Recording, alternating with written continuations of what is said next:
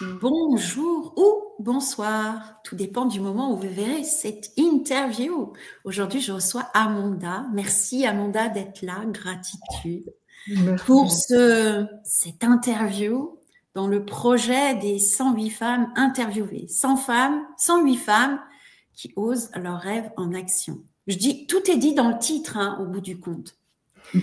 Et une des femmes que j'ai interviewées, Zoé, a dit, tu sais, 108, c'est aussi le nombre de perles dans un chapelet. Donc, j'aime à penser que ces interviews sont comme des prières.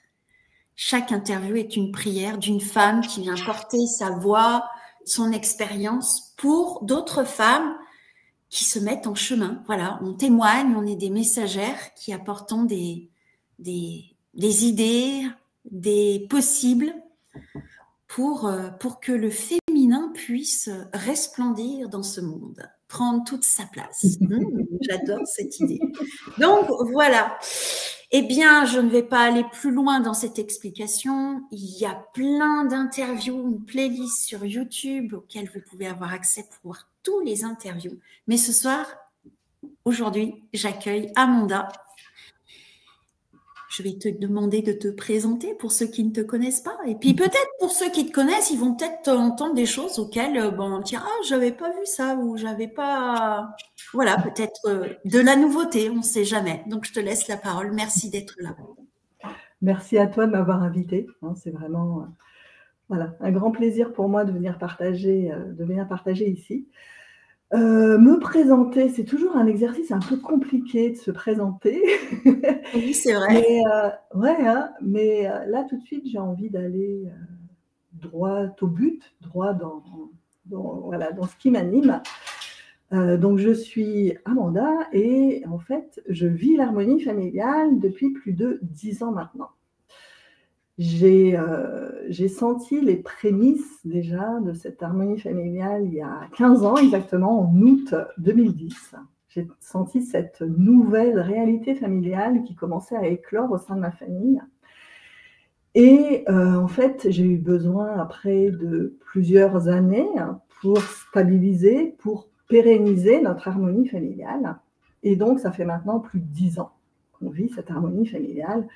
Alors, bien entendu, ce n'est pas un état constant, parce que c'est dans le vivant, dans la vie. Donc, il y a des phases initiatiques, bien entendu. Mais il y a toujours ce socle, en fait, ce socle d'harmonie familiale qui est vraiment pérenne au sein de notre famille. Et donc, depuis qu'on vit ça, moi, j'ai qu'une envie, c'est de transmettre, en fait, cette autre réalité familiale.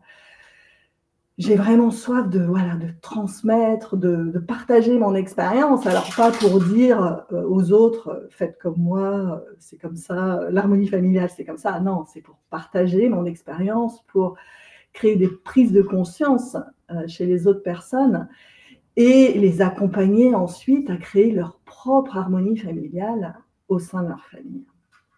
Donc, je transmets. Donc, j'ai commencé à créer un blog déjà en 2012 qui s'appelait « En chemin vers l'harmonie familiale ». Donc, il y a vraiment cette constance. Ensuite, en 2016, nous sommes partis vivre en expatriation. Donc, nous sommes partis vivre en Ouganda grâce au travail de mon mari.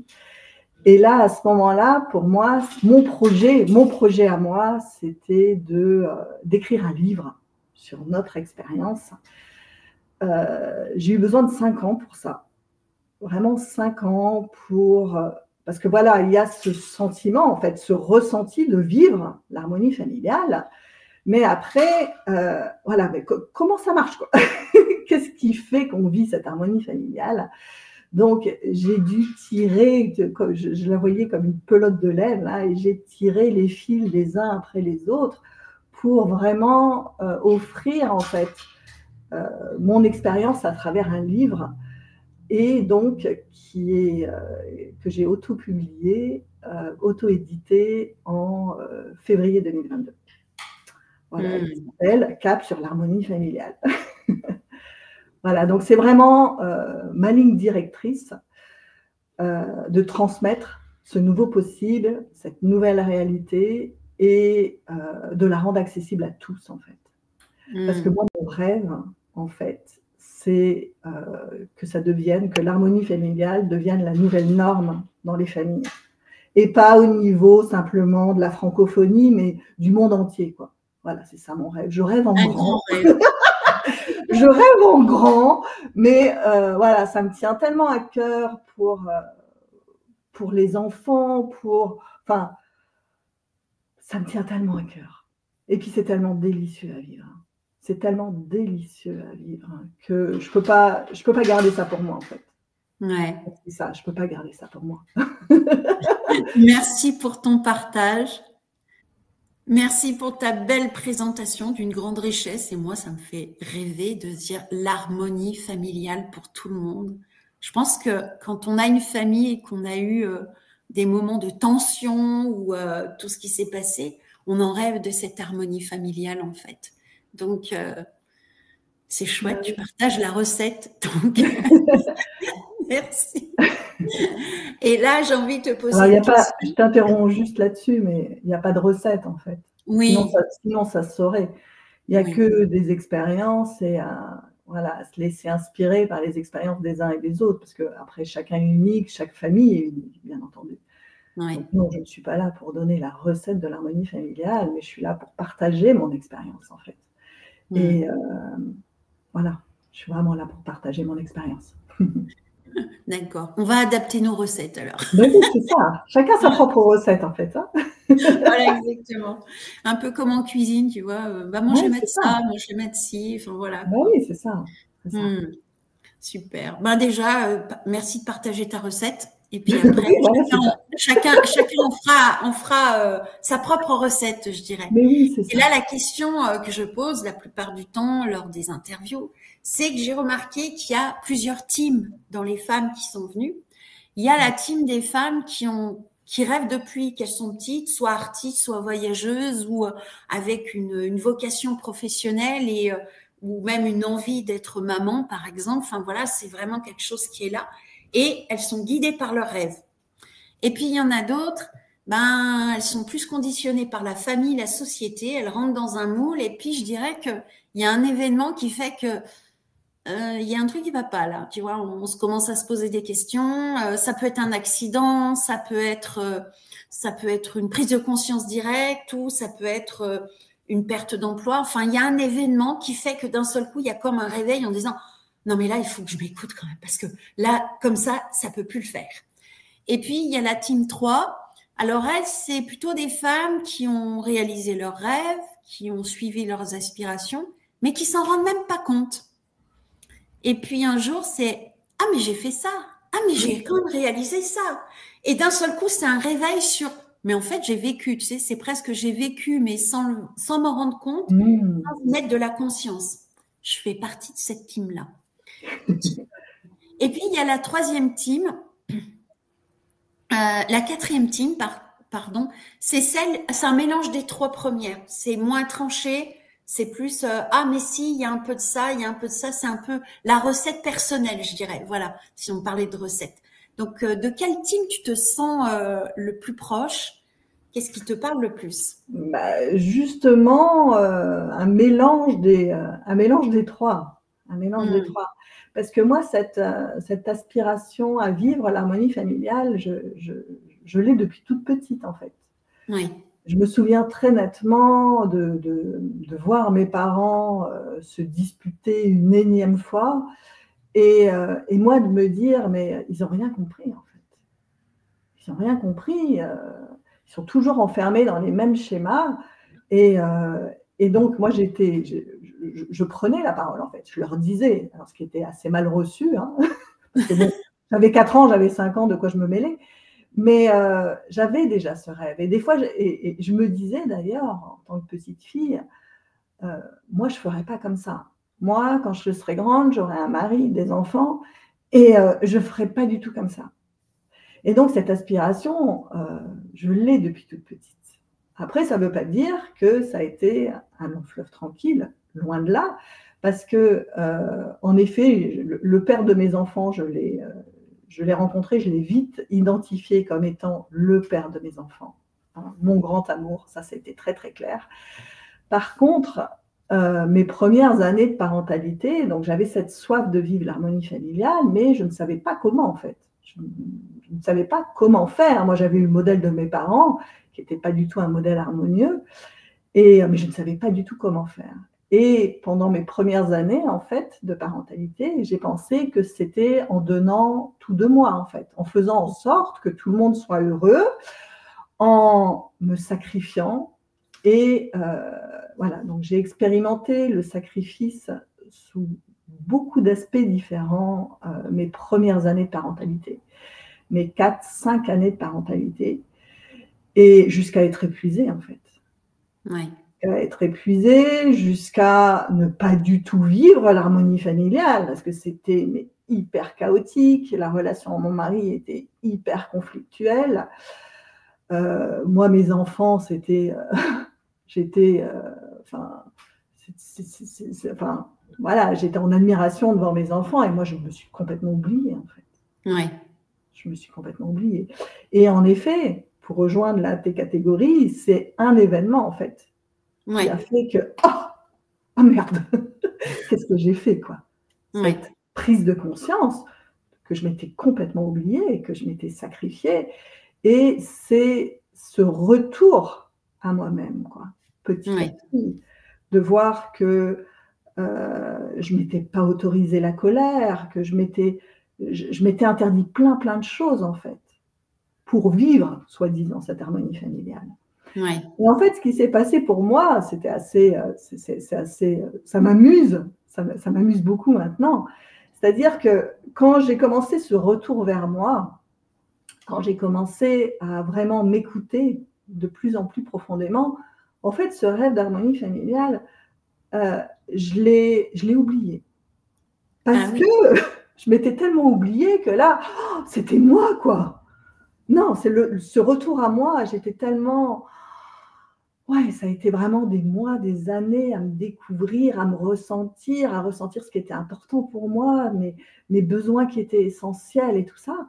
Et du coup, ce rêve d'harmonie familiale, je l'ai oublié. Et en fait, c'est à ce moment-là, en fait, c'est quand je l'ai oublié qu'elle a commencé à éclore. Mais depuis moi, depuis ma souveraineté, en fait. Oui.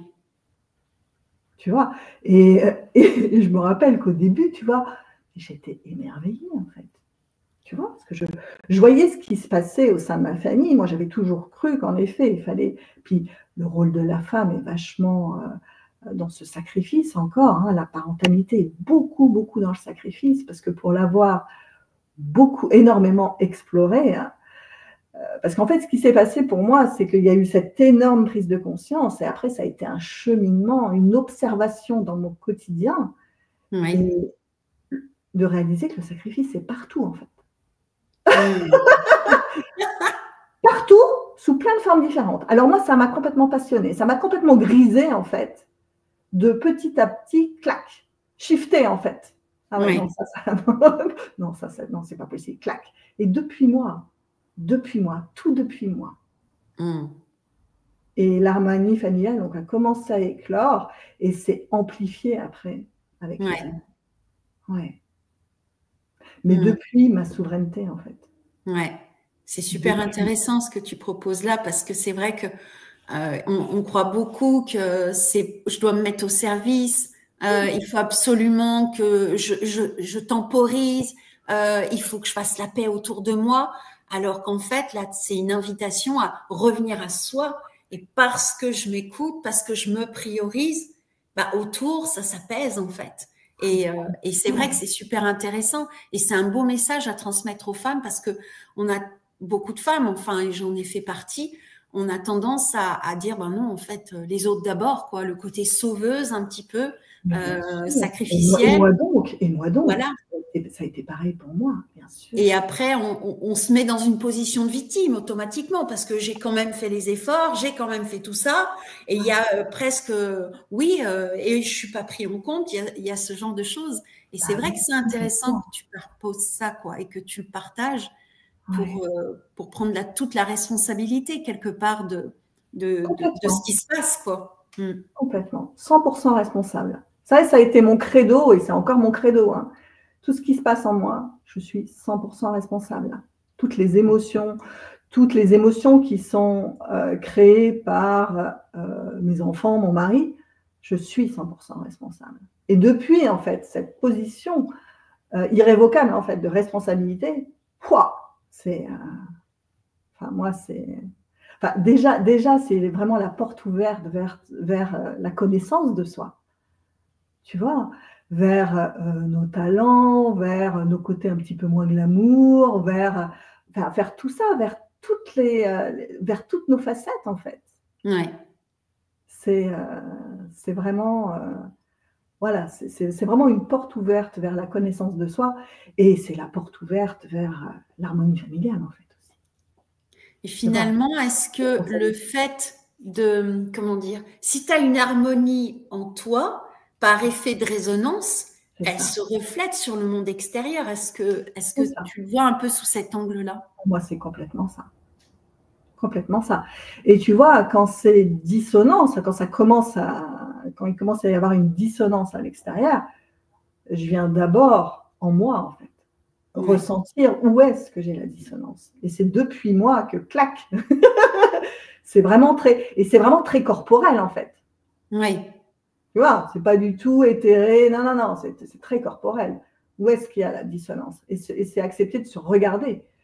Tu vois, se regarder, ouais. Là, il y a une dissonance, clairement.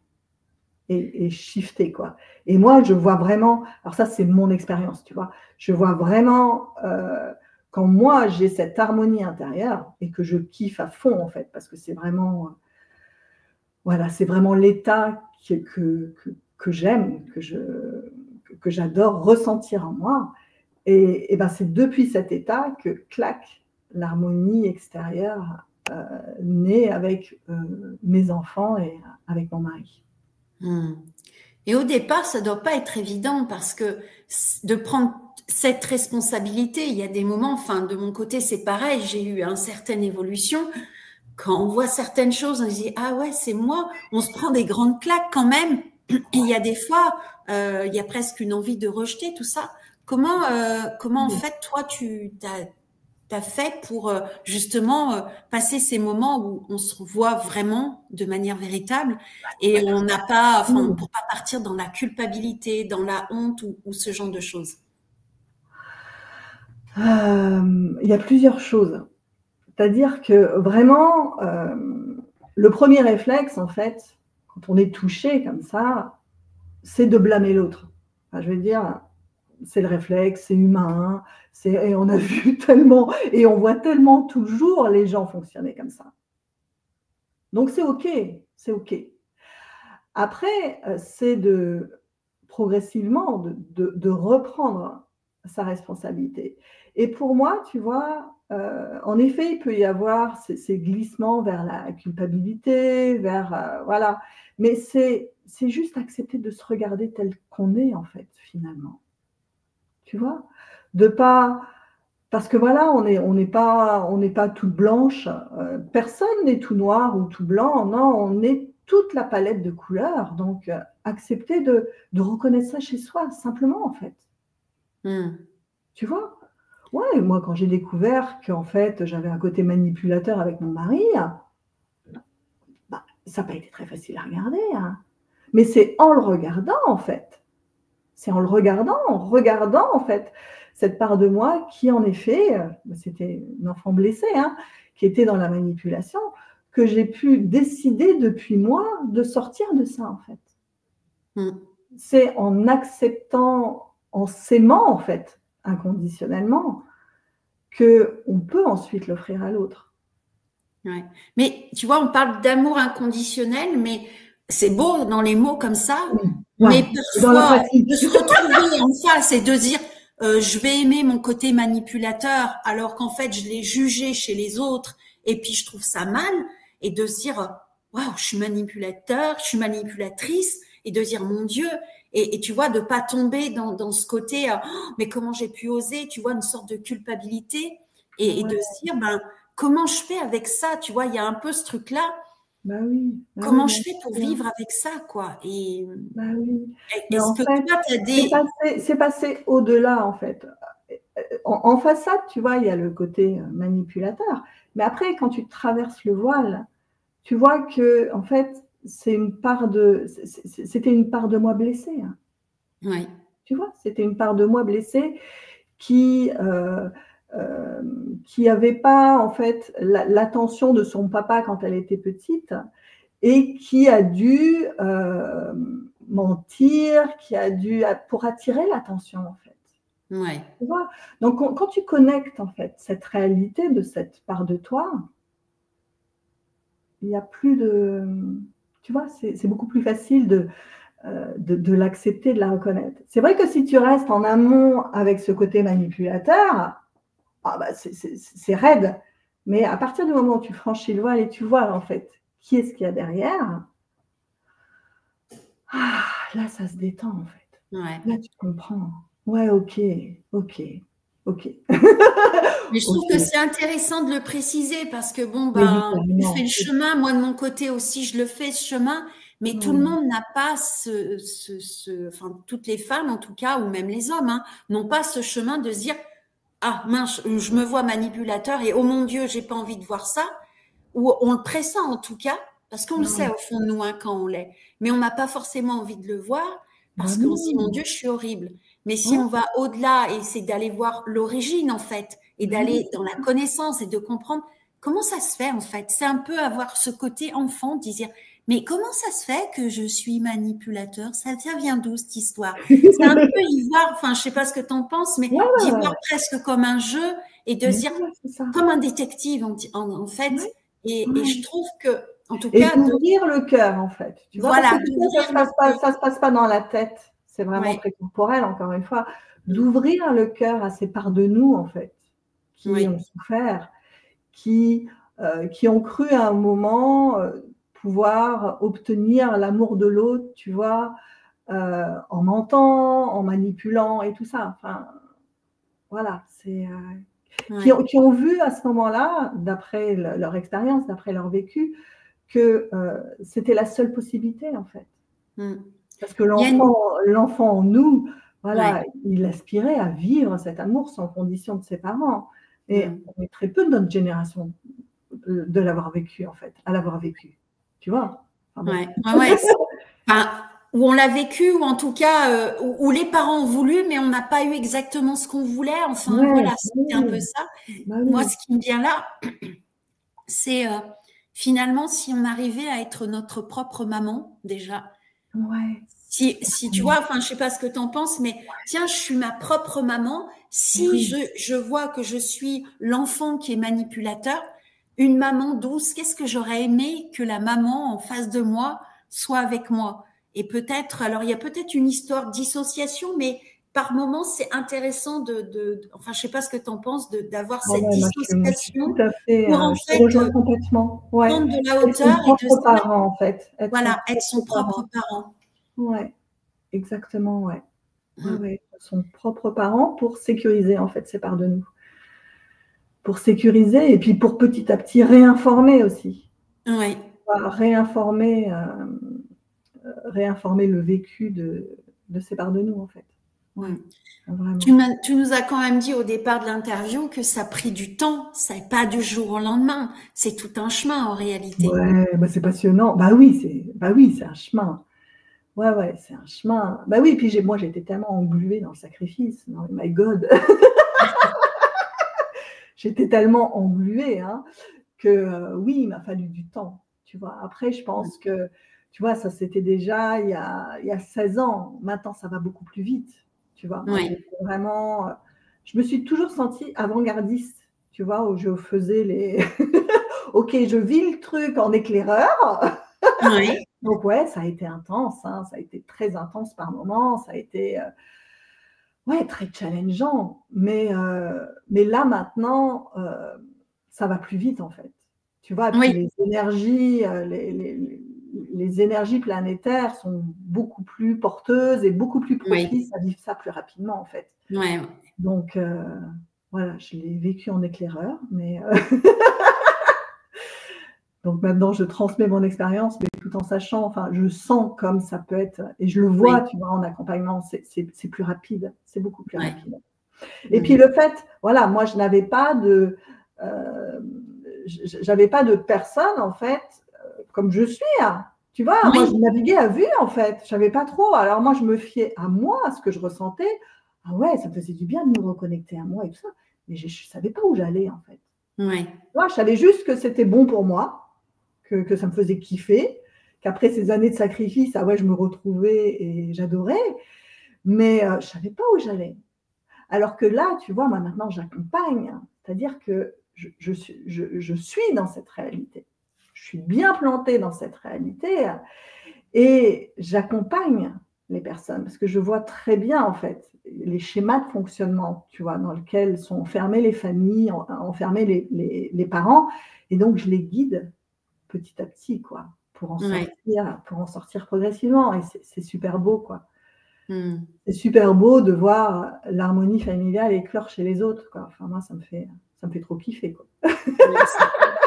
Tu sais, je fais un parallèle avec les interviews. C'est vrai que quand je propose aux femmes de venir, même toi en amont, tu disais, ben, je suis un petit peu impressionnée par l'interview. Et puis d'autres femmes l'ont dit aussi. Et moi, c'est vrai que je suis plutôt à l'aise, mais parce que j'ai pris cette habitude et qu'en fait, j'arrive et mon objectif à moi, c'est que la personne soit à l'aise pour pouvoir délivrer son message et de se dire, tout va bien se passer, c'est tranquille. Tu fais ça très bien, c'est parfait. Voilà, quoi. Mais je dirais que, tu vois, chacune à notre manière, dans notre domaine, je dirais, on est là pour soutenir, pour accompagner, pour rassurer aussi, dire ça va bien se passer et que le chemin est là. Et il y a quand même quelque chose qui me revient comme ça en tête, c'est le personnage. Parce que des fois, on a un personnage de départ et puis on veut l'abandonner et il y a une sorte de désidentification au personnage. Et est-ce qu'il y a des moments où il y a eu ce truc du personnage qui n'a pas envie d'être lâché, tu vois, et de se dire, oh, mon Dieu, mais qui je vais être si je ne suis plus ce personnage-là? Est-ce que tu as traversé ces moments de dire, oh, mon Dieu, je me jette dans le vide et le personnage qui a quand même tendance à revenir, dit, ne pars pas, reviens ici. On était bien là avant, tu vois, ce truc-là un petit peu. Comment est-ce que tu l'as vécu et comment tu as fait, en fait, toi, pour sortir un petit peu, je dirais, le mot presque miasme qui est là, tu vois? Ouais, donc moi, c'était plutôt le personnage de la mère sacrificielle, du coup. Le personnage de la mère aux petits soins pour ses enfants. Mais je la vois, je l'ai revue plein de fois, en fait. Mais je l'aime tellement maintenant. Je la vois, je dis, ah, t'es là. T'es là. Alors des fois, tu sais, des fois je tombe dans le panneau encore. Des fois je tombe dans le panneau encore. Mais c'est tellement ok. Tu vois, et puis bon, je me rends compte très vite maintenant dans mon corps. Ça, c'est comme si, voilà, je ne pouvais plus tolérer sa présence trop longtemps, en fait, de cette mère. Mais n'empêche qu'elle fait toujours, en fait, des incursions dans ma vie. Et c'est tellement ok. Et je l'aime tellement, tu vois. Je l'aime tellement, je vois tellement la beauté, en fait, la beauté de qui elle est maintenant. Tu vois, dans cette volonté dans cette volonté de vivre l'harmonie familiale. C'était ça, en fait, hein, derrière cette mère sacrificielle. Et puis, dans sa volonté aussi d'offrir ce climat hyper harmonieux à ses enfants. Parce que, voilà, c'était vraiment ça qui animait mon cœur à ce moment-là. Et donc, ouais, non, moi, je l'aime, ma mère sacrificielle, comme j'aime ma mère poule, comme j'aime ma mère louve, parce qu'elle a plein de elle a plein de visages différents, tu vois. Et c'est tellement ok, tu vois. Je suis pas, tu vois, je te dis pas, non, moi je suis complètement sortie de ça, non, moi c'est fini, non. Tout ça, c'est vivant à l'intérieur de moi, donc elle se représente sous différentes formes, et c'est tellement ok. Tu vois, il y a vraiment un message d'accueil.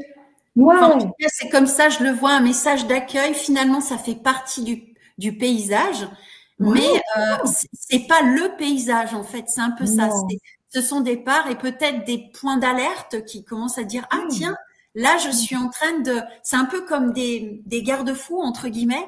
Ah là, je suis en train de, ok, je suis en train de partir dans le sacrifice. Hop, je reviens. Ça permet peut-être de te réaligner quelque part. Non, oui, complètement, complètement. Puis avec l'expérience, en fait, j'ai beaucoup de clarté sur mes parts intérieures, en fait, qui se manifestent.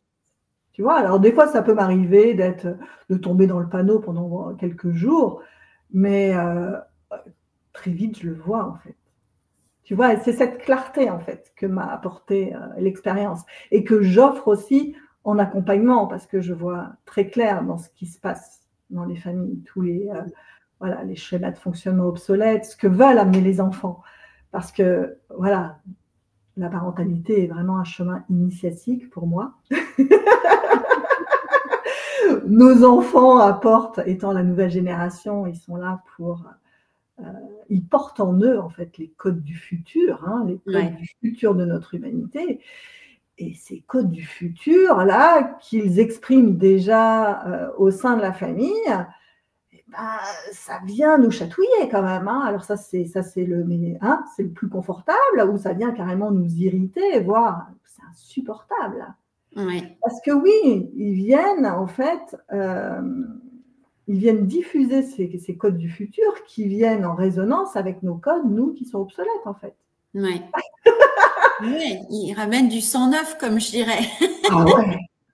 Oui, carrément. Et c'est intéressant de le voir sous cet angle-là parce que au lieu de dire on va éduquer nos enfants, c'est presque de dire nos enfants nous éduquent au monde nouveau. Et donc là, il y a comme un switch, presque une sorte d'humilité et de dire qu'est-ce qu'on a à apprendre de nos enfants, de les écouter et d'être à l'écoute.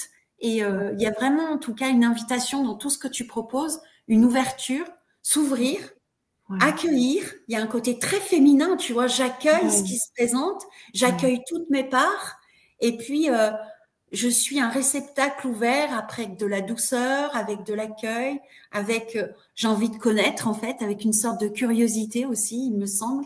En tout cas, c'est comme ça que je le perçois. Tout en ayant, tu vois, il y a ce côté féminin d'ouverture et tout ça, ok, tout en ayant un masculin aussi qui est très en présence. C'est-à-dire que moi, je porte vraiment des non négociables dans ma vie familiale qui sont très puissants. Hein. Le fait, tu vois, d'avoir décidé de sortir du sacrifice, d'aller à mon rythme, de ne pas faire d'efforts dans ma vie familiale, de respecter mes moments de solitude. Tu vois, ça, ce sont des non négociables qui sont puissants. Et autant mes enfants ont remis en cause toutes les règles familiales ou presque, autant mes non négociables, jamais. Ouais. Tu vois, donc en effet, il y a cette douceur, cet accueil et tout ça, mais il y a aussi ce socle puissant. Ouais.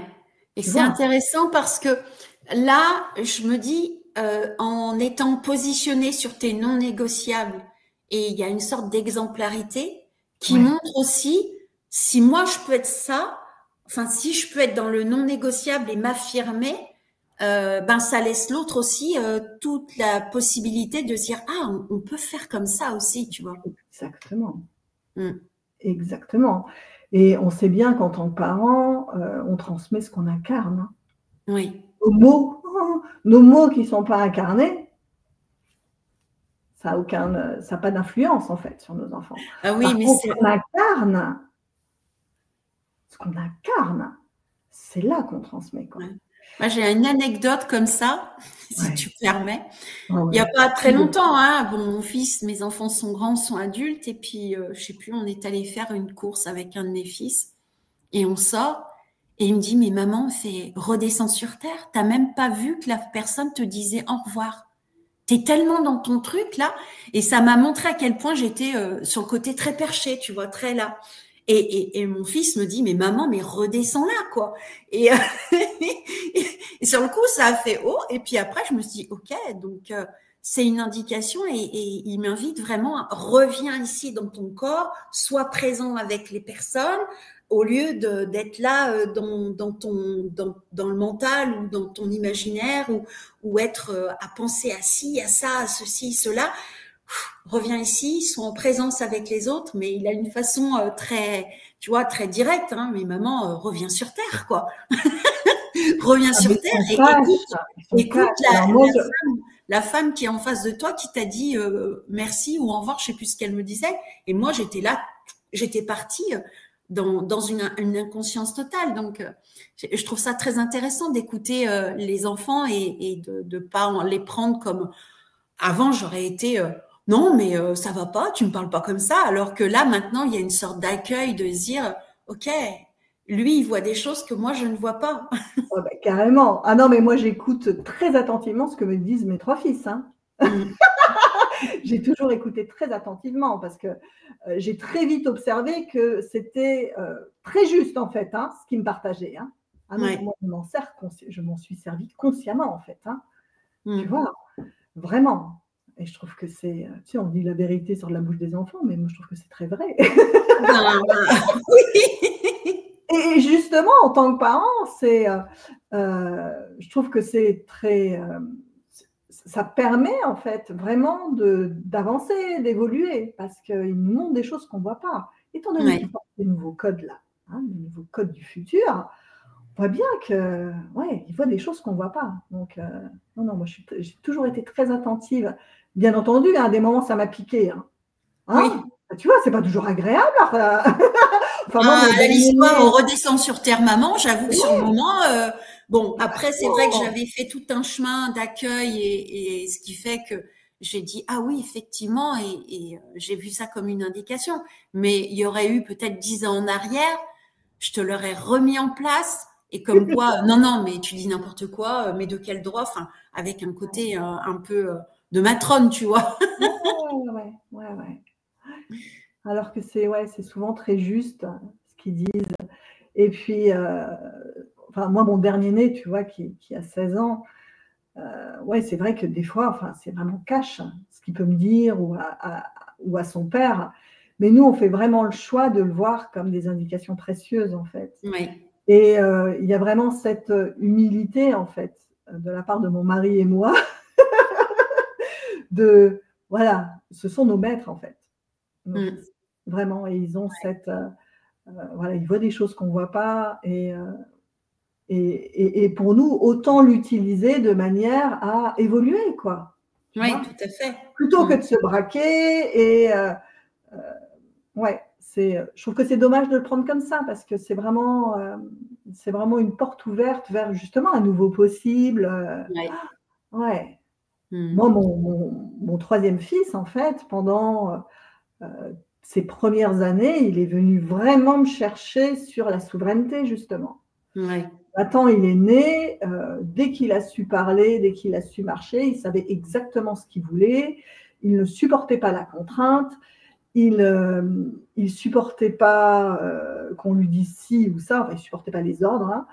Et moi, en résonance, en fait, il est venu me montrer tous ces espaces de moi où j'avais laissé mon pouvoir à l'autre, tu vois, où je m'étais soumise, Ouais. où je ne m'autorisais pas à exprimer ma voix. Et il a eu besoin, en fait, de plusieurs années à être ce miroir pour moi, pour que je m'approprie ça, en fait, et Ouais. pour que je retrouve ma souveraineté.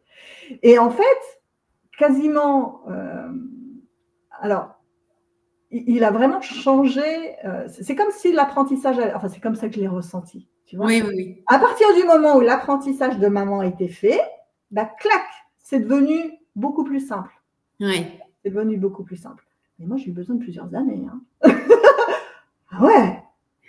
Ah Bah, on n'est ouais. pas toujours prêt, hein, ou en tout cas, quand les couches, quand c'est bien cristallisé, quand on a bien été conditionné, Ouais, il y et a en plus, tellement ce schéma de soumission à oui, l'autorité, de non-écoute intérieure. Enfin, il faut voir, voilà, dans les écoles, enfin, c'est pas quelque chose qui est enseigné, tu vois, l'écoute intérieure, l'écoute de soi, ce qui est important pour soi. Enfin, tout ça, c'est pas enseigné à l'école. Alors, tout ce qui est la relation aux autres, c'est pas enseigné à l'école. Hein, je sais, parce que j'ai été enseignante. Alors que c'est tellement essentiel. ouais, Bien avant les maths, bien avant l'orthographe. C'est tellement essentiel. Je ne vais pas te dire le contraire, j'adhère à 100%, même 1000% à cette vision-là. Et c'est vrai que c'est primordial, enfin, d'écouter, de s'écouter pour mieux écouter l'autre.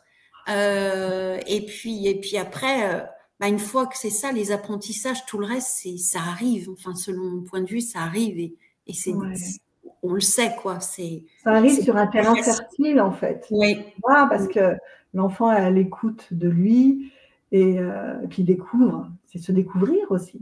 Parce que tous ces talents que les enfants portent, c'est pareil à l'école. Ils sont pas, il n'y a pas l'espace vraiment pour leur permettre de ressentir en fait les talents qu'ils portent en eux. Et tout ça, c'est. Il est temps que ça évolue. C'est en chemin, je dirais. Et le fait que tu témoignes là maintenant, ça permet aussi de dire tiens, ça va être là, hein, ça va être en ligne, ça va être vu.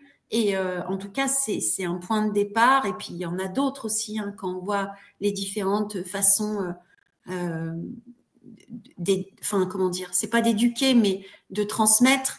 Et puis au niveau de l'école, il y a quand même beaucoup de réflexions. Il y a beaucoup de parents qui ont, au moment du confinement, après, qui ont enlevé leurs enfants de l'école, qui se sont posé les vraies questions en fait. Donc il y a quelque chose qui est en chemin en fait. Bien sûr. Bien sûr, ça bouge. Oui, bien sûr, c'est en chemin. Et je voulais rebondir sur ce que tu disais, sur plus on s'écoute et plus on est en mesure d'écouter l'autre. Ça a été une grande découverte pour moi. Oui. Ça a été une grande découverte parce que voilà, je ne le savais pas. Et tu vois, dans tout ce processus de retour à moi et d'écoute intérieure, tu vois, j'avais vachement ces idées d'égoïsme et tout ça qui sont vachement véhiculées en fait dans la société. Tu sais, hein, les personnes qui s'écoutent, ce sont des personnes égoïstes et tout ça. Enfin, tous ces trucs qui sont véhiculés. Et en fait, moi, ce que j'ai découvert, c'était que plus je m'écoutais en profondeur et puis en honnêteté et en authenticité par rapport en authenticité radicale avec moi-même, et plus j'étais en mesure d'écouter les autres. Plus j'étais en mesure d'offrir l'écoute à mes enfants. Et ça a été, ça a été vraiment une de mes prises de conscience, tu vois, vraiment hyper importante dans ma parentalité. Plus je m'écoute, plus je suis en mesure d'écouter mes enfants. Et plus je suis en mesure, en fait, d'offrir l'écoute juste. C'est-à-dire plus comme avant où j'écoutais, je me sacrifiais, j'écoute. Non, l'écoute comme moi je suis OK, comme moi je me sens vraiment apte à offrir le meilleur de moi-même, tu vois, cette présence, cette qualité de présence. Et ça change tout aussi, tu vois, dans la parentalité. Et tu vois, quand tu parles de s'écouter, il y a toujours cette phrase, moi, qui me revient en tête. Oh, mais arrête de t'écouter, vas-y, quoi. Tu vois, c'est qu'on me balance là, arrête de t'écouter, allez, on y va, quoi. C'est bon. Il faut arrêter de s'écouter. Hein. Faut arrêter de s'écouter quand même. Entendu. Je pense qu'on l'a tous entendu. Alors, peut-être pas les nouvelles générations, mais en tout cas, moi, de ma génération. Et puis, le nombre de fois où j'ai entendu les grands-parents ou les parents dire « Allez, arrête de t'écouter, on y va, pop, c'est parti, quoi. » Waouh. Donc forcément, quand on entend cette injonction « Arrête de t'écouter », ah bon, j'arrête de m'écouter. Oui. Tout ça, c'est… Mais bon, ça aussi, ça évolue vachement, tu vois. Oui. Ça évolue. Moi, je vois, tu vois, rien qu'en 20 ans, là, je trouve que ça évolue vraiment dans le sens de cette écoute intérieure. Mais ouais, on revient de loin un peu quand même. Et en même temps, tu vois, je me dis, quand toi, tout le chemin que tu as fait, tu le fais aussi pour les autres, c'est-à-dire qu'au niveau énergétique et vibratoire, il y a tout ce qui est dans la matière, et puis sur un plan plus subtil, je sais pas ce que tu en penses, mais quand moi je travaille sur un domaine qui est plus spécifique pour moi, j'œuvre c'est pas le mot, je travaille et j'œuvre en même temps pour le collectif, parce que quand je nettoie des choses en moi, je nettoie aussi l'extérieur par effet de résonance, en fait. Oui, carrément. Oui. C'est ça. Du coup, on fait évoluer ces schémas collectifs là qui sont complètement obsolètes maintenant. Complètement obsolètes. Bah oui, puis là, on arrive en 2027 avec ce changement de croix d'incarnation au niveau du design humain planétaire, là. Oui. Où vraiment, en 2027, c'est la croix du phénix dormant qui va prendre place. Jusqu'à présent, c'était la croix de la planification, qui était vraiment marquée par le sacrifice, justement. Le sacrifice, l'oubli de soi, dans les collectivités, tu vois, pour le bien commun et tout ça. Et là, on passe au phénix dormant, où vraiment, c'est retour à l'intériorité, retour à soi. Et voilà, c'est ça qui s'amorce, en fait. Donc, ça va pas se faire du jour au lendemain. Mais heureusement, voilà, il y a des précurseurs comme Je suis, comme il y en a tant d'autres, qui amènent déjà. Parce que moi, clairement, je vis ma parentalité de manière complètement différente. Tu vois, c'est vraiment une autre voie que j'ouvre. Ouais. Et j'en ai de plus en plus conscience, en fait. Et puis, ce qui est intéressant, c'est que c'est pas utopique. Toi, tu l'incarnes. Donc, tu peux le témoigner. C'est pas un truc, c'est pas une théorie dans un livre qui a été imaginé. Ton livre existe, mais il est le témoignage, en fait, de ton incarnation, de ce que tu fais. Donc, on dirait, entre guillemets, c'est comme une preuve scientifique, d'une certaine manière. Bah, je suis une preuve. Voilà, tu es une preuve comme quoi c'est possible. Et c'est vrai que de venir témoigner, d'en parler, eh bien, en fait, c'est dire, ah, si elle l'a fait, c'est un peu comme ces interviews. Ces interviews sont là pour venir témoigner, pour qu'on écoute et qu'on dise, ah, mais elle a vécu ça. Ah, ok, c'est possible alors. Donc, si c'est possible, mais comment qu'on fait? Donc, on peut acheter le livre d'Amanda, par exemple. Vous aurez le lien sous le descriptif de cette chaîne. Vous pouvez aussi rentrer en lien avec Amanda qui t'accompagne les familles, c'est bien ça. Et donc, voilà, vous avez tous les liens pour connecter avec Amanda. Donc, en fait, ma page Instagram est consacrée à la parentalité, à l'harmonie familiale. Oui. Et mon compte Facebook est consacré aux enfants, parce que je viens de lancer un podcast d'histoire pour enfants. Je me régale, en fait, je suis très proche du monde de l'enfance depuis toujours. Et je me régale à créer, conter des histoires pour enfants pour les 4-8 ans. Et donc, ma page Facebook est consacrée aux enfants, donc à la fois au podcast et puis aussi aux accompagnements que je propose pour les pré-ados. Et donc, ma page Instagram est sur la parentalité et l'harmonie familiale. Voilà, il y en a pour toute la famille, en fait. Hein? Toute la famille. Il y en a pour toute la famille, en fait. Il y en a pour tout le monde. Génial. Ben, écoute, alors, on arrive sur cette fin d'interview. Merci beaucoup. Ça a été vraiment très riche. Je te remercie beaucoup. Je pense que ça va apporter énormément aux familles qui sont un petit peu, ou aux femmes en tout cas, qui sont un petit peu dans le questionnement, je dirais, où se posent des questions sur la relation familiale, parce que c'est quand même quelque chose d'important, la famille. C'est souvent notre socle aussi. Enfin, quand l'harmonie est là et que tout le monde est bien, c'est vraiment notre socle et c'est important pour tout le monde. Excuse-moi, je te coupe la parole. Mais qu'est-ce qu'il y a de plus précieux que de vivre en harmonie avec ceux qu'on aime, quoi? Ouais. Pour moi, il n'y a rien de plus précieux. Alors ça, c'est vraiment moi, mon point de vue, tu vois. Mais pour moi, il n'y a rien de plus précieux, tu vois. C'est pour ça que je suis autant animée pour transmettre. C'est parce que, pour moi, il n'y a rien de plus précieux. Donc, allons-y, quoi. Allons-y. Ouais. L'harmonie familiale. Merci en tout cas pour ton témoignage. C'est super. J'ai passé un super moment, vraiment. En plus, en écoutant tous tes témoignages, ça fait référence à des choses que j'ai vécues. Ça fait référence à ma propre famille intérieure aussi. Il y a vraiment, puis ça amorce, c'est vraiment de dire, waouh, je peux me centrer sur moi, tu vois, et sans aucun problème. J'ai le droit. J'ai le droit de me centrer sur moi et c'est bien, tu vois.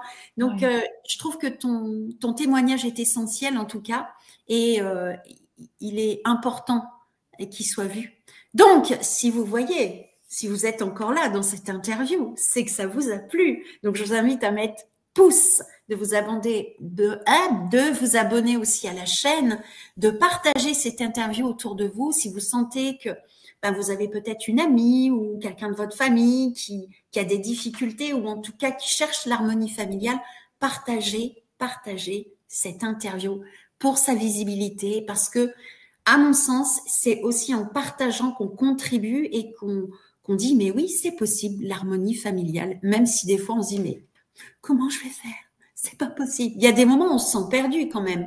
Donc c'est vrai que quand il y a des personnes comme Amanda qui viennent témoigner du chemin parcouru et que ça marche, eh ben allons-y quoi. Partageons la recette et puis après on peut l'adapter comme on le disait au début, adapter notre propre recette.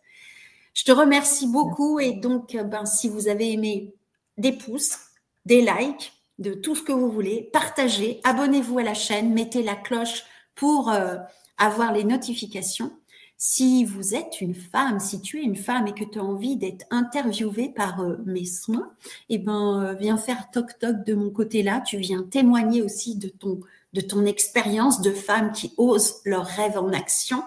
Et puis, si vous avez envie de soutenir ce projet de 108 femmes, il y a une cagnotte pour le projet et il y a un événement qui va arriver avec, je vous dis pas, il y a quelque chose qui est en train de se concocter, juste extraordinaire. Et donc, voilà, pour le féminin réconcilié, parce que quand le féminin est réconcilié, imaginez la société. Moi, j'en rêve. Donc voilà, j'avais envie de partager ça. Merci Amanda. Et puis, est-ce que tu veux dire un petit mot de la fin?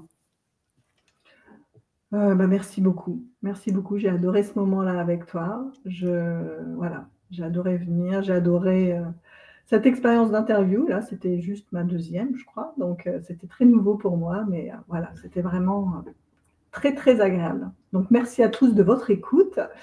Et puis, au plaisir de vous retrouver sur ma page Facebook ou sur Instagram, par message privé. Enfin, comme ça viendra. Voilà. Parfait. Merci beaucoup.